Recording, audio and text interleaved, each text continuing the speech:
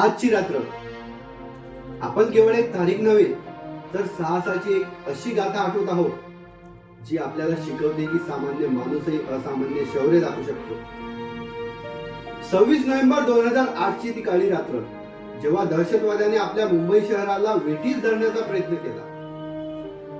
सगळीकडे भीतीचं वातावरण होतं, पण याच भीतीच्या दरम्यान काही लोक कर्तव्याची मशाल घेऊन उभे होते.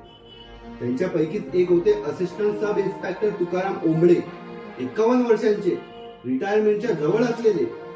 आपल्या लहानशा पथकासह एकाच चौकीवर तैनात.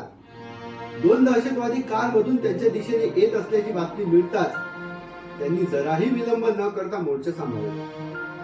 तो क्षण ज्याने इतिहास बदलला. दहशतवाद्याकडे AK-47 होती आणि तुकाराम ओंबळे यांच्याकडे केवळ त्यांचे अदम्य साहस. त्यांनी स्वतःच्या जीवाची पर्वा न करता कोणत्याही शस्त्राशिवाय त्या दहशतवाद्याच्या बंदुकीची नळी मजबूतीने पकडून ठेवली. 1-2 नव्हे, 40हून अधिक गोळ्या त्यांच्या शरीरात घुसल्या, पण त्यांनी ती नळी सोडली नाही. आपल्या शेवटच्या श्वासापर्यंत त्यांनी दहशतवाद्याला धरून ठेवले आणि अखेरीस त्याच शौर्यामुळे अजमल कसाब जिवंत पकडला गेला.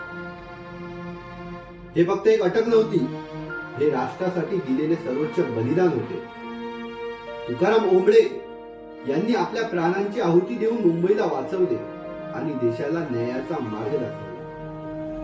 ज्यांच्या धैर्यामुळे मृत्यूही लहान ठरला अशा महानायकाला आम्ही विनम्र अभिवादन करतो. जय हिंद.